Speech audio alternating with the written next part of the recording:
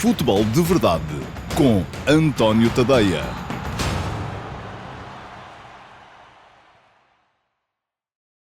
Olá a todos, muito bom dia, sejam muito bem-vindos à edição número 67 do Futebol de Verdade. Hoje é quarta-feira, é dia 8 de novembro de 2023 e hoje vamos ter aqui duas coisas. Vamos ter, primeiro que tudo, o Q&A, isto é, a minha resposta a duas perguntas que selecionei entre as que me deixaram ontem na emissão do dia do Futebol de Verdade, aqui mesmo no meu canal de YouTube, e na chatroom Perguntas do Discord, no meu servidor de Discord, e depois, lá mais para o final, depois de responder a estas duas perguntas, vamos ter também a reposição do Futebol de Verdade Flash, que ontem seguiu até um bocadinho mais cedo do que aquilo que eu estava à espera, porque a demissão do Primeiro-Ministro levou a que não houvesse na RTP3 o pós-match do Futebol Clube do Porto Royal Antuérpia, o que quer dizer que, não tendo estado em estúdio, onde era suposto ter estado, acabei por poder fazer mais cedo a edição do Flash relativa ao Futebol Clube do Porto 2, Royal Antuérpia 0.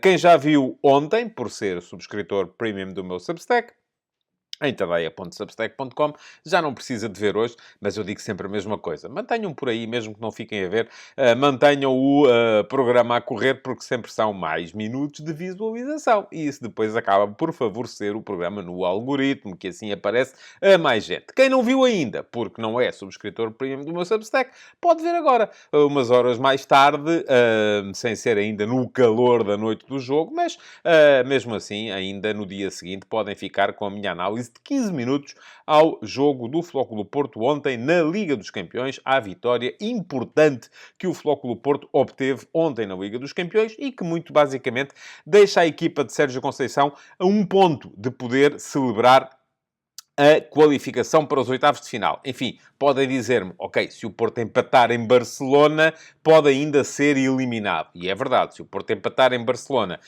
e o Shakhtar Donetsk ganhar ao Futebol Clube Porto no Dragão e em casa ao Antuérpia, e depois o Barcelona ganhar ao Antuérpia, o Porto seria eliminado. Mas quando digo a um ponto, estou a presumir que esse ponto virá, pelo menos esse ponto virá, da recepção ao Shakhtar Donetsk na última jornada. Enfim, ganhando em Barcelona, fica desde já a segurança da qualificação para a próxima fase da Liga dos Campeões. Matematicamente até poderia fugir, porque o Porto ganhando em Barcelona, se depois perdesse em casa com o Shakhtar e o Barcelona ganhasse ao Antuérpia e o Shakhtar ganhasse ao Antuérpia, poderia na mesma acabar por ficar em terceiro lugar. Portanto, nunca fiando, fundamental mesmo é, se calhar, conseguir pontuar nos dois jogos. E a partir daí fica o trabalho feito. Mas aquilo que importa neste momento é perceber que, seja como for, o Futebol Clube do Porto está bem encaminhado para ser representante português nos oitavos de final da Liga dos Campeões.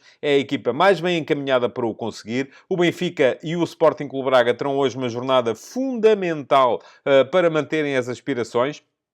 Mais até o Benfica, porque não ganhando hoje em São Sebastião a Liga dos Campeões é um ar que se lhe deu, enquanto que o Sporting Clube Braga, se conseguir pelo menos hoje um ponto em Madrid contra o Real Madrid, poderá ainda acalentar esperanças de vir a discutir a qualificação na última jornada, na visita ao Nápoles, desde que pelo meio ganhe ao União Berlim na Pedreira, em Braga. Bom, enfim, são tudo coisas para irmos vendo com o tempo. Já sabem, hoje aqui vamos ter então Q&A, é já a seguir, e depois, no final, a reposição do Futebol de Verdade Flash, com do Futebol Clube Porto Royal Antuérpia. E antes de entrar no Q&A, deixem-me só dizer-vos, hoje inverto aqui um bocadinho, que hoje no último passe, no meu Substack, que é a minha crónica matinal, que vai para toda a gente, subscritores premium, subscritores gratuitos, não subscritores que por acaso me sigam nas redes sociais e tenham calhe a ser-lhes apresentado o link, escrevi sobre o protesto dos adeptos do Borussia Dortmund ontem no jogo contra o Newcastle United, contra a cada vez maior importância do dinheiro no futebol. É um texto que tem muito a ver com aquilo que se passou ou que está a passar-se neste momento, uma guerra de dois mundos, entre o mundo da antiga ordem, a ordem da massificação, e o mundo da nova a ordem da massa, aqui massa no calão, para dinheiro, mas também uma guerra entre dois mundos, que é o mundo da UEFA e o mundo da FIFA, que são as duas entidades que vão digladiar-se cada vez mais ferozmente pelo controle da receita e da distribuição da receita. Porque já se sabe, quem parte e reparte e não fica com a melhor parte, ou é tolo ou não tem arte. E é esse também um bocadinho o tema que está ali em discussão. Quem quiser ler o texto, aí está lá tudo explicadinho, fica aqui o link para poder lá chegar. Para já, vamos avançar para o Q&A. Futebol de Verdade com António Tadeia.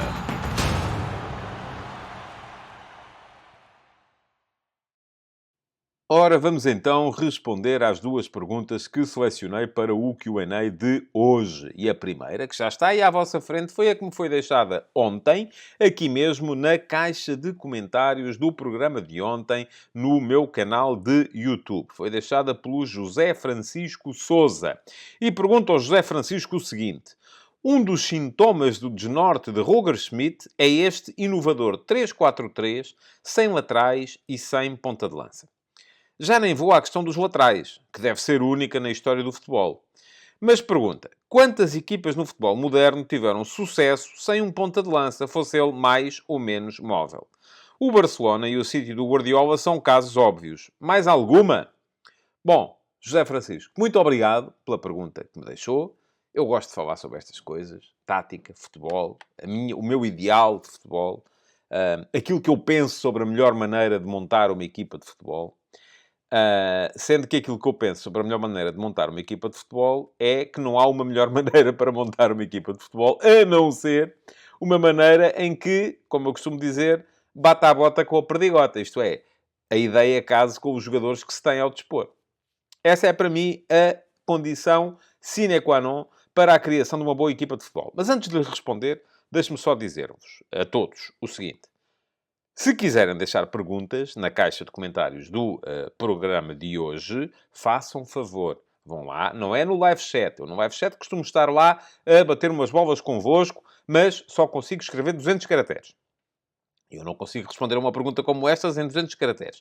Se quiserem deixar perguntas e vê-las respondidas, deixem-nas na caixa de comentários, como fez o José Francisco, porque pode dar-se o caso de eu as selecionar para responder na edição do dia seguinte do Futebol de Verdade. E já que estão por aí, façam-me também o favor de se inscreverem no canal, fica aqui o link para poderem fazê-lo, e de ativarem as notificações para serem avisados sempre que o programa está disponível. Ontem, mais uma vez, atrasou um bocadinho. Não esteve ao 12h30, esteve, já passava nadinha da 1 da tarde. Porque, já sabem, a conversa é sempre a mesma. É tempo de renderização, é tempo de edição, é tempo de upload, é tempo de aprovação por parte do YouTube. É tudo muito tempo e eu depois acabo por não conseguir ter o programa ao 12h30. É uma pena. As audiências ressentem-se disso, as visualizações ressentem-se disso, porque a malta está habituada ao 12h30 e depois, se não está lá ao 12h30, já não voltam mais tarde. Mas se tiverem as notificações ativas, o YouTube avisa-vos quando o programa estreia e assim podemos vê-lo todos juntos. Eu também lá estou, depois no live chat, para poder ir trocando impressões convosco à medida que o programa vai estreando. Bom, vamos lá agora então responder à pergunta do José Francisco. Há uma série de particularidades no 3-4-3 do Benfica. Eu não lhe chamaria desnorte àquilo que o Roger Schmidt está a fazer neste momento, porque não me parece de todo que seja um desnorte. Acho que o Roger Schmidt percebeu que tinha que fazer alguma coisa. E, muito francamente, vou ser muito honesto, eu não estava à espera que ele mudasse algo que nunca tinha mudado, porque ele jogou sempre igual em todo o lado. E agora aqui, finalmente, chegou à conclusão que tinha que mudar alguma coisa, porque os adversários estavam a conseguir adaptar-se na perfeição àquilo que era a forma de jogar do Benfica. Portanto, foi um sinal positivo dado pelo treinador. Agora há aqui outra questão, e esta, enfim, é ineludível. É que, eu já sei, há muita gente, eu até quando eu escrevi isto, houve muita gente que apareceu nos comentários, nas redes sociais, a dizer: sabes lá tu, se ele não trabalhou isto, estás nos treinos, estavas a ver? Pois é, não estavas, não estás... eu é que sei. Pronto, ok. Não estava lá a ver, mas parte do princípio que o sistema fundamentalmente trabalhado pelo Benfica na pré-época nas semanas de trabalho, nos microciclos que a época já leva, foi aquele que a equipa estava a usar. Uma equipa está a usar um sistema e depois a trabalhar outro, só se forem todos maluquinhos da cabeça. Portanto, isso não acontecia. Portanto, esse é o primeiro aspecto ineludível. Aqui está um sistema que vai ter que crescer em competição. Os comportamentos do Benfica neste 3-4-3 é algo que a equipa vai ter que aperfeiçoar à medida que o tempo for decorrendo, à medida que forem entrando os jogadores que estão lesionados. Enfim, tudo isso fará mais sentido. A segunda questão, que também me parece ineludível, é que o plantel do Benfica foi escolhido a pensar no sistema anterior. E, portanto, há excesso de opções para umas funções e há falta de opções para outras funções. Posto isto, eu acho que devemos ter em conta que há aqui algumas particularidades neste 3-4-3 do Benfica que não são certas nem erradas. São o que são. E desde que a equipa seja capaz de as interpretar de acordo com... ou de maneira a que tudo aquilo faça sentido em conjunto, acabarão por ser certas. Se a equipa não for capaz de as interpretar de maneira a que tudo aquilo faça sentido em conjunto, acabarão por ser erradas. Olha, vou-lhe dar casos. O José Francisco fala aí em... eu quero ter aqui a expressão exata... inovação, não é? Sim, creio que sim. Creio que era inovação. Estava aqui a olhar. Bom, enfim. Há uma coisa que é feita, cada vez mais, os sistemas com 3 atrás, quando a equipa ataca, funcionam através da subida dos centrais exteriores. É isso que faz a Atalanta, que é a grande precursora. O Gasperini foi o grande precursor desta ideia de jogo, de ter os 3 atrás, e com subida ou transformação dos centrais numa espécie de laterais, os centrais exteriores numa espécie de laterais. Aquilo que fez o Schmidt foi uma espécie de um back to basics, em que, e isto viu-se muito, por exemplo, neste jogo em Chaves, quem sobe para empurrar é o central do meio. E até, por exemplo, o Sporting, quem sobe às vezes numa primeira fase de construção é o central do meio. O Sporting costuma sair com os 2 centrais exteriores e o central do meio avança uns metros para trás da primeira linha de pressão do adversário, para criar ali mais uma linha de passe juntamente com os 2 médios. Mas aí estamos a falar de uma primeira fase de construção. Estou a falar num momento mais à frente. E no momento mais à frente, aquilo que se vê fazer a generalidade das equipas que jogam com 3 atrás é a subida alternada ou às vezes até simultânea dos 2 centrais exteriores. No caso do Benfica seria o António Silva e o Morato. Ora, aquilo que se vê no Benfica é o central do meio a ir empurrar na frente. É o Otamendi a aparecer a empurrar na frente. E aí há um bocadinho, e faz sentido, há um bocadinho uma recuperação de uma ideia que é uma ideia do futebol alemão, que é basicamente o paradigma Beckenbauer. Porque era Beckenbauer quem fazia isso, na altura ainda com 2 centrais. Embora aquela Alemanha de 74, por exemplo, já jogasse muito com um lateral que subia para o meio campo, que era o Breitner, até com muitos movimentos interiores, e um outro lateral que era, sobretudo, marcador e que funcionava quase como terceiro central, que era o Bertie Vogts. E depois, os 2 outros centrais, isso permitia que um deles, o central do meio, o Beckenbauer, em posse aparecer, porque era um jogador sobredotado do ponto de vista técnico e em condução e em fase ofensiva do jogo, aparecesse na frente. Bom, mas esta é uma coisa que o Schmidt até faz um bocadinho remontando há 50 anos, como se fazia há 50 anos. E que depois na Alemanha foi feito com o Lothar Matthäus, com o Matthias Sammer, enfim... geralmente as equipas alemãs tinham sempre aquele antigo médio transformado em central, que depois em posse se transformava no condutor de bola e que empurrava a equipa pelo corredor central. Esta é uma das coisas. Outra das coisas que este Benfica faz de forma muito particular tem a ver com a questão dos laterais. E o José Francisco dizia, já nem vou à questão dos laterais, mas olha, eu vou-lhe pedir desculpa, mas eu quero ir à questão dos laterais, porque ela é excelente para eu poder dizer aquilo que penso sobre o tema. Geralmente, os sistemas com 3 defesas, ou com 3 centrais, fazem um uso de laterais que são aquilo a que os espanhóis chamam carrilheiros, a que os ingleses chamam wingback, que são jogadores que fazem todo o corredor. São jogadores que, no ponto de vista ofensivo, isto permite que a equipa concentre muito mais unidades no corredor central, porque geralmente os corredores laterais estão entregues a um jogador. E são eles que dão sempre largura.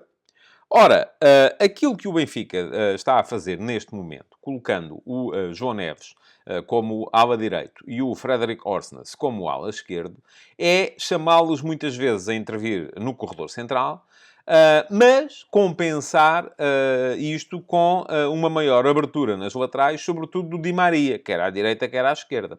O que é que isto exige aos jogadores que estão nas laterais? Exige, sobretudo, muita inteligência e capacidade para perceber os momentos do jogo. E, portanto, é fundamental ter ali os jogadores que tenham essa inteligência. E acho que, nesse caso, o João Neves e o Orsnes são jogadores ideais para aquela missão. Porquê? Porque são jogadores com inteligência tática, capazes de perceber quando é que é o momento de abrir na lateral, quando é que é o momento de invadir o corredor central. E isso tem muito que ver com a capacidade para perceber o que é que estão a fazer os jogadores que têm à frente. Se o Gonçalo Guedes abre no corredor esquerdo, o Orsnes vem dentro. Se o Gonçalo Guedes está dentro, o Orsnes vai fora. Se o Di Maria abre no corredor direito, o João Neves vem dentro. Se o Di Maria vem dentro, o João Neves abre no corredor direito. E isto é que é fundamental. Porque depois, ouça, a questão de... mas quem lá estava não era o lateral, era o... Está bem, desde que lá esteja alguém. A ideia é essa, não é? A ideia é que as equipas têm que funcionar como um todo e têm que ter a capacidade para, dentro desse todo... toda a gente, ou melhor, haver sempre alguém que faz tudo aquilo que é preciso. E é preciso ter um jogador aberto no corredor lateral. É. Para dar largura, para obrigar o adversário a defender toda a largura do campo, para fazer aquilo a que se chama campo grande quando se ataca. E é por isso que alguém tem que lá estar. Agora, se é o ala, se é o avançado interior que vai fora, se é o ponta de lança que vai fora... Ouça, isso aí já é relativamente irrelevante. Aquilo que isto nos pode levar a pensar é outra coisa. É que, mas será que o Schmidt não criou este sistema... sobretudo para poder ter o Florentino em campo, e ao mesmo tempo ter o Orsnes, e ao mesmo tempo ter o João Neves, e o que é que vai acontecer quando houver Bá? Já não vou sequer falar do Jurasek, que até é um jogador que, numa perspectiva mais clássica deste sistema, seria um jogador que se sentia melhor neste 3-4-3 do que no 4-2-3-1 que o Benfica utilizava anteriormente. Mas o que é que vai acontecer quando houver Bá? Bá vai entrar como ala, e o que é que se faz ao João Neves? Vai jogar dentro, e quando houver Coxo? Sai o Florentino e o Benfica volta a ter aquele meio-campo com Coxo e Neves? E o que é que se faz ao Orsnes? Mantém-se como ala esquerdo? Mas agora a questão é, a presença do... E aqui é que encarna a questão do ponta de lança. A presença do Orsnes como ala esquerdo provavelmente obriga a que alguém vá preencher aquele corredor esquerdo para o Orsnes poder aparecer mais dentro. Porque é mais dentro que ele pode ser mais útil. E a questão aqui que se coloca é, quem são os atacantes que o Benfica tinha ou que teve nestes jogos? Teve o Gonçalo Guedes, teve o Rafa e teve o Di Maria. Se o Di Maria, e o Di Maria no jogo em Chaves fez isto à direita e depois fez isto à esquerda, aparece a abrir, isso resolve a questão do lateral. Mas para resolver a questão do outro lateral é preciso que alguém vá abrir. E se não vai o Rafa, porque não tem ido, tem que ir o Guedes. E eu até lhe vou dizer, eu acho que o Benfica melhorou muito da primeira para a segunda parte em Chaves. E houve muitos aspectos a contribuir para isso. Um deles foi o facto da equipa passar a ter uma referência central no ataque que não tinha. Porque o Gonçalo Guedes estava sempre longe e lá está. Ninguém compensava. Eu até admito que possa haver sucesso com o ponta de lança a aparecer encostado à linha do lado esquerdo. Não vejo nenhum problema nisso. E o facto disto só ter acontecido no Barcelona e no Manchester City, eu não sei se aconteceu em mais sítios ou não, e portanto não vou responder à sua pergunta, a essa em particular, não quer dizer que não possa acontecer em mais sítios, porque lá está, se aconteceu ali, pode acontecer em mais sítios. Tem é que funcionar. Aquilo tem que funcionar de forma harmoniosa.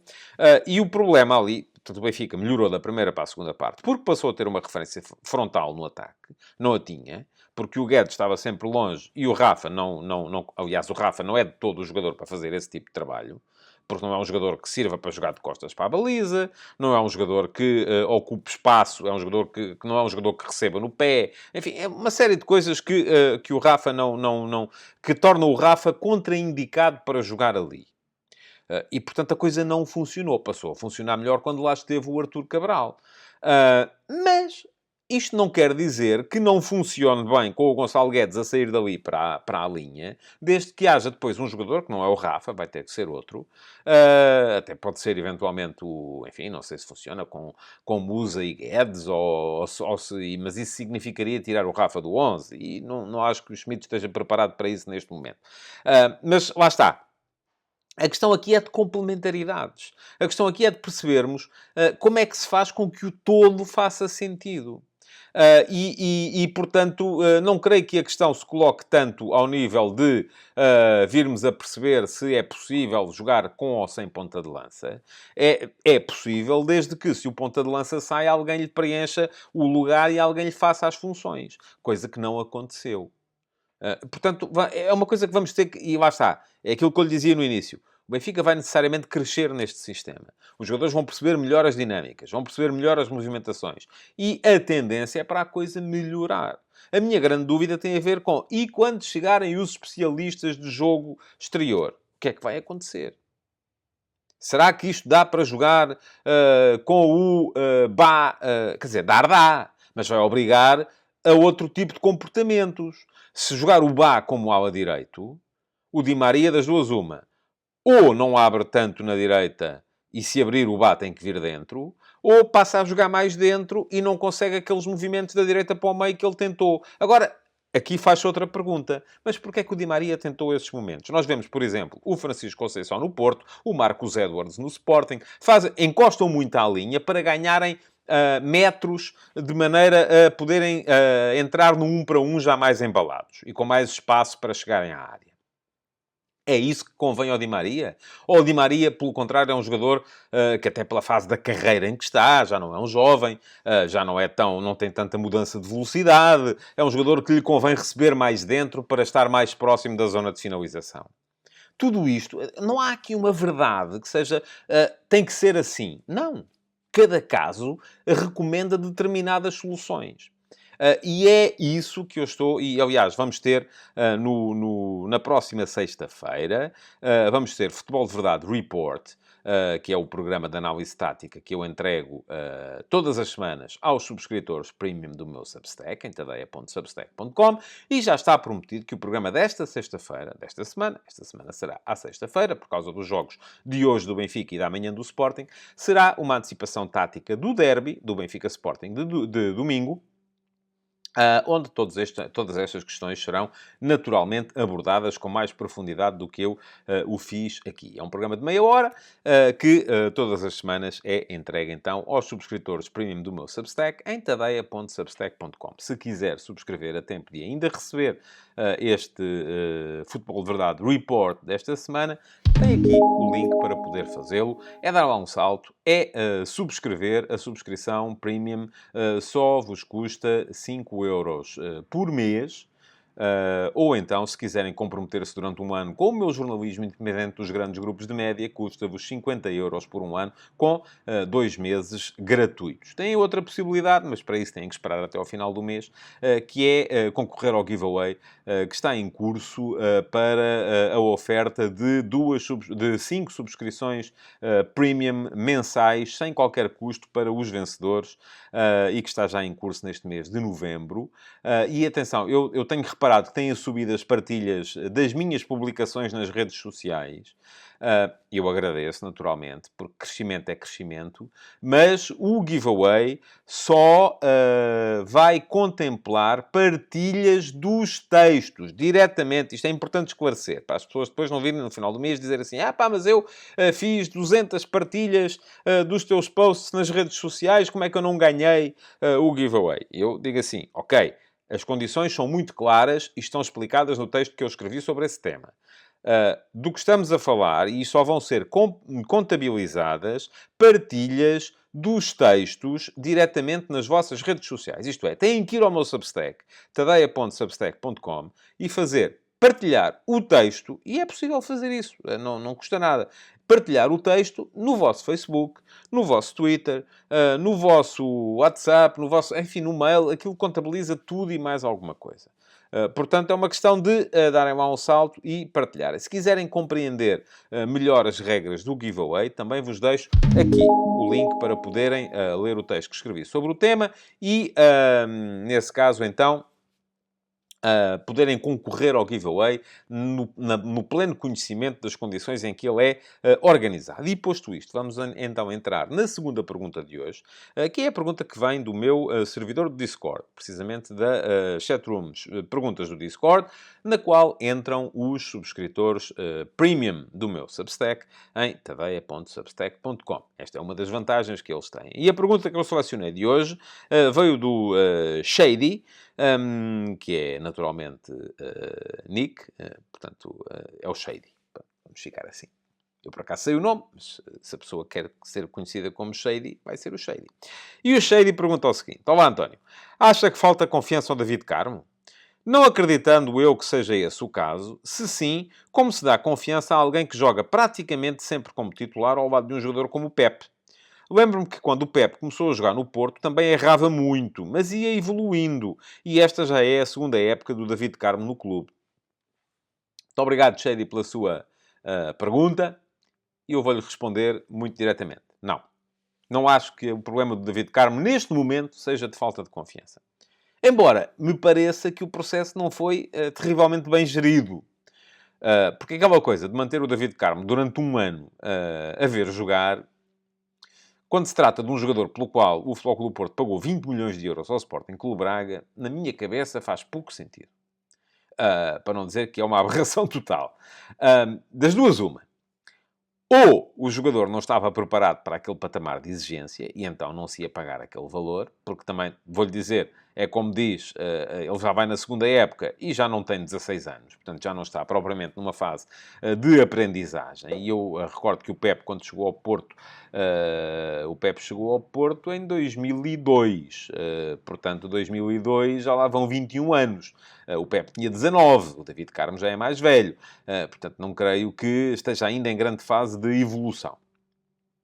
Mas, das duas, uma, portanto, ou foi, ou ele não estava preparado para aquele patamar e, portanto, se pagou demais, ou então, se ele estava preparado, tinha mais, era que quando ele errou, aquelas vezes em que errou no início da época passada, tinha mais, era que ser mantido a jogar para se conseguir tirar dele aquilo que, pelo que se estava a pagar.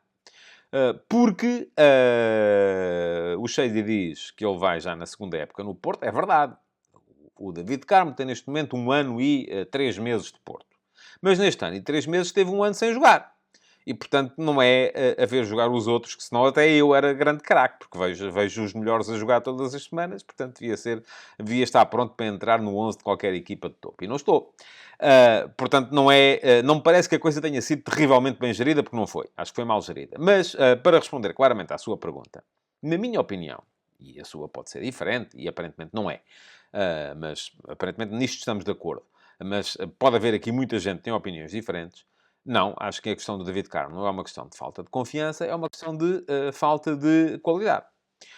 Não me parece, enfim, não é um mau jogador. Não vou aqui de repente dizer que o David Carmo, que é um jogador que tem condições físicas extraordinárias para a função, um defesa central com mais de 1,90 m, que tem, joga de pé esquerdo, que é uma coisa também importante, ter nas equipas um central capaz de sair a jogar de pé esquerdo. Não vou dizer de repente que ele não tem condições para ser um excelente defesa central. Tem. Agora, acho que lhe faltam algumas coisas que eu não sei se ele vai conseguir ganhar. Falta-lhe velocidade, enfim, é normal, falta-lhe capacidade para virar. Ainda ontem se viu o lance em que o ponta de lança do Royal Antuérpia conseguiu virar em cima dele, servir-se de um centro de gravidade mais baixo para virar em cima do central e ganhar a frente do lance e partir isolado para a baliza. Se fosse mais atrás, o David Carmo teria voltado a ser expulso. Falta-lhe alguma capacidade para temperar entradas mais duras, porque é um jogador que está a fazer muitas faltas e a ver muitos cartões amarelos. E falta-lhe alguma capacidade técnica para sair a jogar com bola. Porque também não me parece que seja propriamente um jogador com uma enormíssima agilidade no passe. E, portanto, tudo isto leva a que me pareça, a mim, neste momento, que o David Carmo pode vir a ser um bom defesa central. E eu recordo-me que ainda há 2 anos, por exemplo, quando ele apareceu no Sporting Clube Braga, havia a discussão sobre quem era o melhor defesa central esquerdino do nosso campeonato. Se era o David Carmo, se era o Gonçalo Inácio. E havia muita gente a dizer descaradamente que era o David Carmo. Eu hoje digo claramente que é o Gonçalo Inácio. Não tenho grandes dúvidas sobre esse assunto. Porque tem visão, porque tem capacidade de passe, porque tem... Enfim, não é um jogador tão contundente na marcação. Não. Não é um jogador tão forte no ponto de vista físico e para ganhar bolas aéreas. Não. Mas tem muitas outras coisas que o David Carmo não tem neste momento e que são aquelas que lhe faltam. Mais do que a confiança, é isso que lhe tem vindo a faltar para ser, de facto, um valor verdadeiramente acrescentado na equipa do Futebol Clube do Porto. Porque neste momento a grande dúvida que sobra é: mas o David Carmo está a jogar porquê? Está a jogar sobretudo porque não há Marcano. Porque havendo Marcano, se calhar estaria Marcano a jogar. Está a jogar sobretudo porque o Porto está a sofrer de uma falta de jogadores para aquela posição que é preocupante. Porque o Porto, neste momento, sem ter Marcano, tem Pepe, que nem sempre tem estado disponível, tem Fábio Cardoso, tem David Carmo e tem o Zé Pedro, que, enfim, deu excelentes provas enquanto foi chamado à equipa, mas que neste momento voltou ao segundo plano. E, portanto, é mais por isso, no meu ponto de vista, que o David Carmo está a jogar do que por lhe terem sido reconhecidas condições extraordinárias, porque ele não tem hoje mais condições do que tinha há um ano, quando foi afastado da equipa do Futebol Clube do Porto após uma série de erros sucessivos. Bom, respondidas as duas perguntas, vamos avançar para o Futebol de Verdade Flash relativo ao Futebol Clube do Porto Royal Antuérpia, de ontem. Quem é subscritor premium já viu, ou pelo menos já teve a ocasião de ver, porque o vídeo foi enviado para a vossa caixa de e-mail ainda ontem à noite, pouco depois das 23 horas, mas mesmo assim podem ficar por aí na mesma, para ver outra vez. Pode ter havido alguma coisa que vos tenha escapado, ou pelo menos deixem o vídeo a correr. Quem não é subscritor premium tem agora a possibilidade de ver, então, a minha análise ao jogo de ontem. São 15 minutos a falar de futebol de verdade. Fiquem por aí, então. E já sabem, logo à noite vamos ter mais 2 edições do Futebol de Verdade Flash. Uma relativa ao Real Sociedade Benfica. Não tenho a certeza de conseguir fazê-la antes de começar o jogo do Braga. Aliás, muito provavelmente não conseguirei, pelo que só conseguirei fazer as 2 à noite, depois do final do jogo do Braga. Mas aí vão as 2 de seguidela para o e-mail dos subscritores premium do meu Substack, em tadeia.substack.com. Quem não for subscritor premium, já sabe, amanhã vai ter aqui a reposição dessas 2 edições. Portanto, é uma meia hora a mais no Futebol de Verdade da manhã. Até lá. Futebol de Verdade com António Tadeia.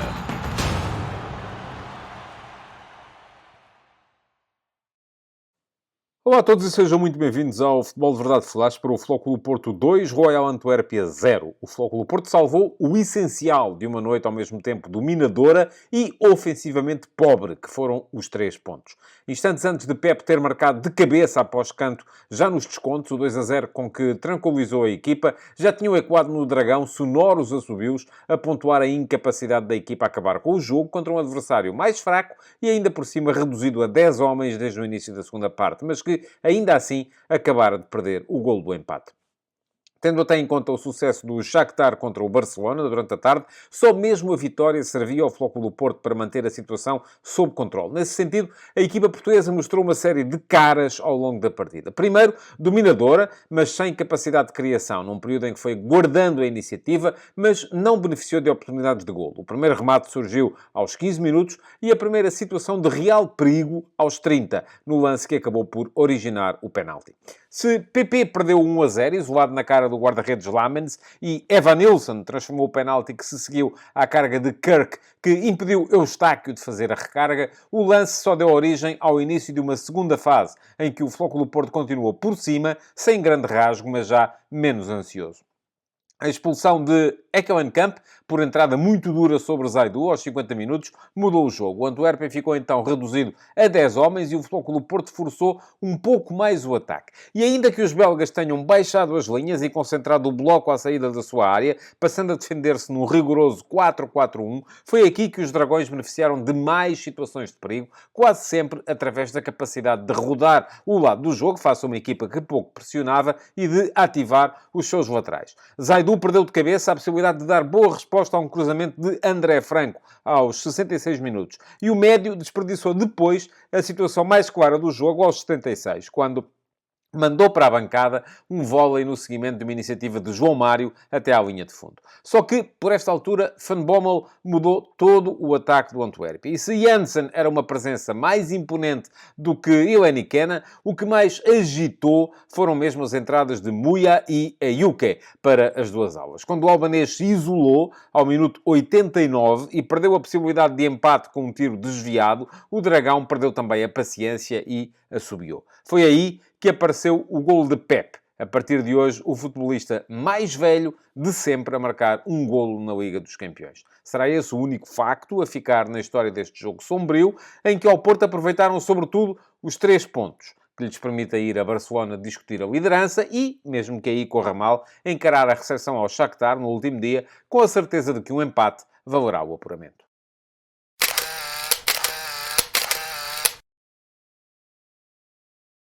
Ora, vamos lá então fazer a fotografia tática deste Flóculo Porto Royal Antuérpia. Sérgio Conceição alterou 2 jogadores face ao 11 que na sexta-feira tinha perdido em casa com o Estoril. Trocou um lateral, saiu Jorge Sanches para entrar Zaidu, o que obrigou naturalmente à derivação de João Mário da esquerda, onde tinha jogado na sexta-feira, para a direita hoje, e além disso, abdicou ainda do seu próprio filho, Francisco Conceição, para fazer jogar André Franco. O que é que isto gerou? Gerou uma equipa do Porto em 4-4-2, com Diogo Costa nas redes, João Mário lateral direito, Zaidu lateral esquerdo, 2 centrais, que eram ainda Pepe e David Carmo, 2 médios, Alan Varela e Stefano Eustáquio, André Franco mais sobre a direita, embora aparecesse muito no corredor central e, sobretudo, baixasse muito no início de construção, e PP mais sobre a esquerda, com Taremi a servir de elo de ligação entre o meio-campo e o ataque, onde estava Evanilson. Isto, o Porto atacava neste 4-4-2, mas iniciava o seu processo ofensivo quase sempre baixando André Franco para a direita dos 2 centrais e geralmente abria a sua organização ofensiva em 3+1, com André Franco, Pepe e David Carmo atrás e Alan Varela imediatamente a seguir, embora nunca tenha havido verdadeiramente uma grande ação pressionante por parte da equipa do Antuérpia. Do outro lado, Mark van Bommel fez 5 alterações ao 11 que, na última jornada da Liga Belga, tinha ganho por 3-2 ao Genk. Trocou o guarda-redes, Lamens, que ficou na Bélgica, Boutez ficou na Bélgica porque estava para ser pai e jogou hoje Lamens. Além disso, não tinha Alderweireld, o defesa central mais reputado desta equipa do Antuérpia, tendo jogado em seu lugar a Van den Bosch.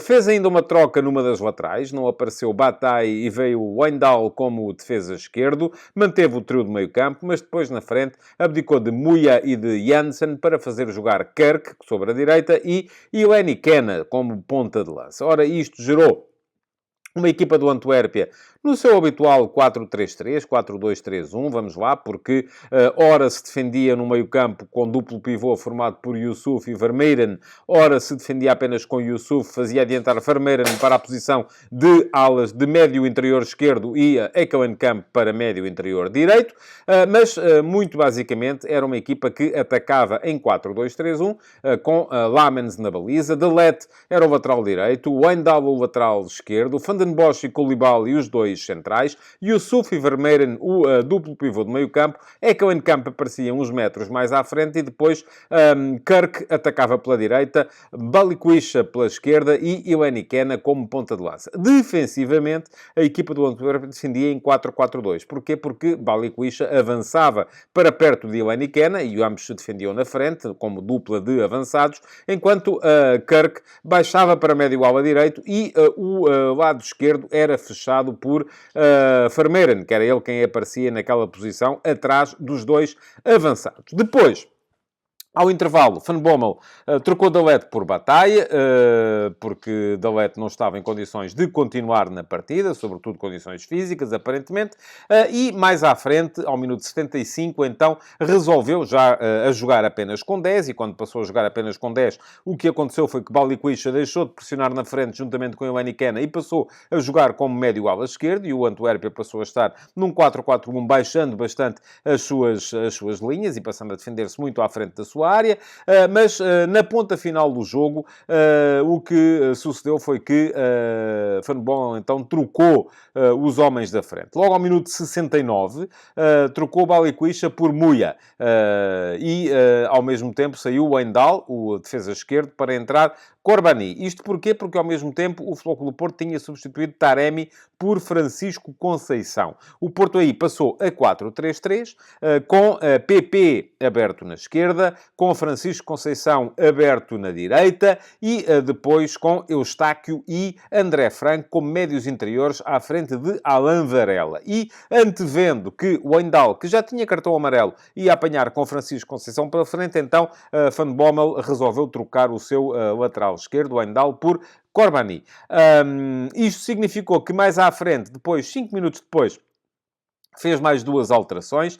Van Bommel, os outros dois avançados, Iwenikena e Kirk, cederam as posições a Jansen e a Juke. E isto valeu ao Antuérpia uma linha ofensiva muito mais acutilante na ponta final da partida e, apesar de partir mais de trás, a criação de situações de perigo para a zona defensiva do Flóculo Porto. Sérgio Conceição fez mais 3 alterações ao minuto 82, quando saíram André Franco, Zaidu e Evanilson para as entradas de Dani Namazo, Jorge Sanchez e Fran Navarro. A troca de Evanilson por Navarro foi simples, ponta de lança por ponta de lança. A de Zaidu por Sanchez também não foi muito complicada, simplesmente Sanchez foi jogar no corredor direito e o João Mário, que estava como lateral direito, passou para o lateral esquerdo. A troca de André Franco por Namazo implicou que o Porto passou a estar num 4-2-3-1, com Namazo no apoio à ponta de lança, que era agora Fran Navarro, com PP no lado esquerdo e Francisco Conceição no lado direito, estando então Eustáquio ao lado de Alain Varela como dupla de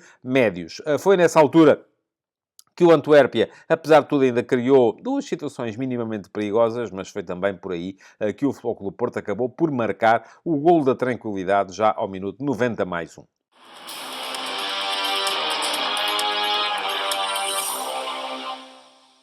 Não houve esta noite exibições verdadeiramente superlativas, nem no lado do Flóculo Porto, nem no lado do Royal Antuérpia. Apesar de tudo, os melhores da equipa belga foram aqueles que entraram na ponta final. Gostei muito de ver a Juke, foi bastante mexido na forma como tentou criar problemas ao lateral direito do Flóculo Porto, na altura já Jorge Sanchez, enquanto o Muia, embora tenha desperdiçado duas boas situações de finalização, acabou por ter o mérito de ser ele quem apareceu nessas posições. Até aí, o melhor da equipa belga tinha sido o lateral esquerdo, o Wijndal, sempre seguro, sempre a pôr em sentido o lado direito do ataque do Flóculo Porto, o que levou a que o Porto, até determinada altura, só tenha criado perigo, sobretudo, pelo outro corredor, pelo corredor esquerdo.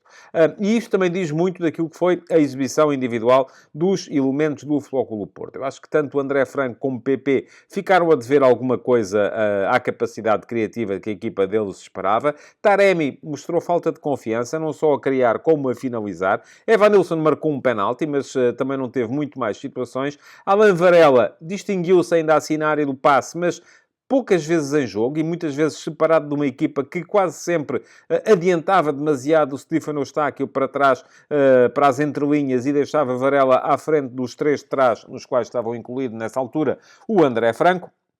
E, portanto, quer-me parecer... Zaidu, ainda assim, ativo na forma de chegar à linha de fundo, veloz, a conseguir um bom regresso, mas ainda assim creio que o herói do jogo para o Flóculo Porto só pode chamar-se Pep.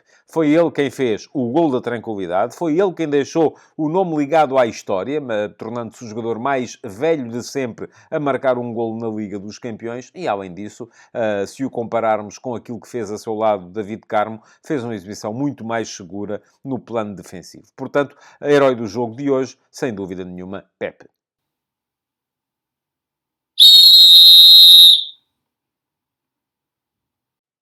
Foi boa a arbitragem do italiano Maurizio Mariani, sem erros de monta ligados à forma como o jogo foi decorrendo. Decidiu bem na grande penalidade assinalada a favor do Flóculo Porto. Stefano Eustáquio parou para poder fazer a recarga, aquele remate de PP que o guarda-redes Lamens tinha defendido, e nessa altura foi abalroado pelas costas pelo extremo direito do Antuérpia Kirk, que estava em recuperação defensiva.